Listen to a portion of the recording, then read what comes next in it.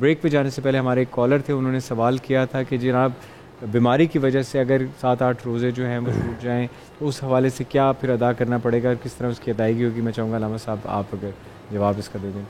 اچھا, مریض دو طرح سے ہوتے ہیں کہ جن کے مثلا فرض کیا 7-8 روزے چھوٹ گئے اور آئندہ ان کی پورے سال طبیعت ٹھیک نہیں رہی یا کوئی مجبوری بن گئی, وہ ان کی قضا نہیں کر سکے, اس کے لیے حکم علیحدہ ہے. یہ جو 7-8 روزے صحت مند انسان کے چھوٹ گئے ہیں, یہ اگلے رمضان کے بعد ان ایام معدودات میں ان روزوں کو مؤخر یعنی ان کی قضا ادا بجا لائیں گے, اور ان کے اوپر کوئی گناہ نہیں ہے, اس کا کوئی کفارہ نہیں ہے. سمپل روزہ انہوں نے رکھنا ہے. 7 روزے چھوٹے ہیں تو اس کے بدلے میں 7 روزے رکھیں گے, 8 چھوٹے ہیں تو اس کے بدلے میں 8 چھوٹیں گے.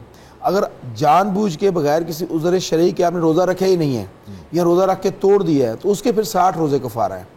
60 روزے کفارہ ہے یا 60 بندوں کو کھانا کھلانا ہے. اچھا, 60 روزے بھی اس طرح سے کہ 31 روزے آپ نے پے در پے رکھنے ہیں اور ان میں وقفہ نہیں ہونا چاہیے. اگر وقفہ ہو جائے تو پچھلے روزے ختم, آپ کو دوبارہ سے روزے مکمل کرنے ہیں 31 کر کے, پھر اس کے بعد بے شک وقفہ آپ کرنا چاہے تو کر سکتے ہیں.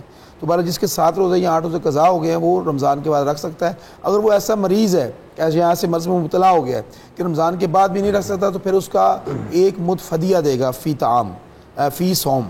ہر روزے کے بدلے میں ایک مد طعام فدیہ دے گا, یعنی 750 گرام کھانا کسی مسکین کو جو ہے وہ کھلائے گا. اور وہ بزرگان یا وہ حاملہ عورتیں یا وہ عورتیں جو اپنے بچوں کو دودھ پلاتی ہیں اور ہر سال نیا ماڈل ہوتا ہے ان کے گھروں میں, تو ان کے لیے جب مشکل ہو جاتا ہے تو بچوں کی تربیت کے حوالے سے بھی, تو وہ بھی ان کے لیے بھی یہی ہے کہ مد طعام جو ہے وہ ہر صورت وہ ادا کریں گے. جو بزرگ ہیں وہ بے شک رمضان کے روزے آنے سے پہلے ادا کریں. مطلب میری والدہ مثلا جس طرح روزہ نہیں رکھ سکتے, شوگر کی پیشنٹ ہے, تو رمضان آنے سے پہلے ہی ہم ان کے لیے جو ان کی طرف سے ایک مد طعام جو ہے وہ ادا کر دیتے ہیں. تو اب یہ اس طرح سے ہے. باقی اویس بھائی اس پہ تھوڑا سا روشنی ضرور ڈالیں. اویس بھائی آپ کیا کہیں گے اس حوالے سے؟ جی اسی طرح ہے کہ ایک صاحب نے روزے چھوڑ دیے کسی عذر کی وجہ سے, بیماری کی وجہ سے, تو اصل تو یہ ہے کہ ان کی قضا ہے, یعنی کہ اس کے بدلے میں کوئی فدیہ نہیں. اصل حکم یہ فدیہ کا حکم اس شخص کے لیے ہے, ایسا روزہ دار جو ایسا بیمار ہو کہ وہ پورے سال یا دوبارہ اس کو زندگی میں صحت کی بظاہر ڈاکٹر نے کہا کہ آپ کے اندر اتنی طاقت نہیں آ سکتی اب کہ آپ روزہ رکھ سکیں.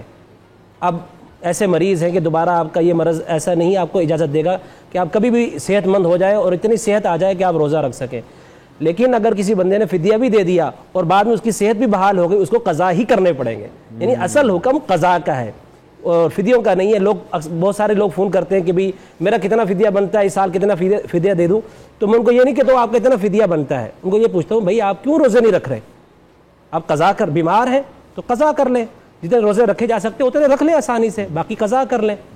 لیکن اگر وہ بزرگ ہمارے اس کیفیت میں جیسے ہمارے گھر میں شیخ فانی ہم اس کو کہتے ہیں کہ ایسے عمر رسیدہ ہوں, اتنے کمزور ہو گئے ہوں, ظاہر ہے کہ اب وہ روزے نہیں رکھ سکتے, تو بس ان کا فدیہ ہے. اور فدیہ کتنا ہے اس کا ہمارے نزدیک یہ ہے کہ 1.25 کلو گندم, خالص آٹا یا گندم یا اس کی قیمت, یا 3.5 کلو کھجور یا اس کی قیمت, اسی طرح کشمش جو 3.5 کلو یا اس کی قیمت.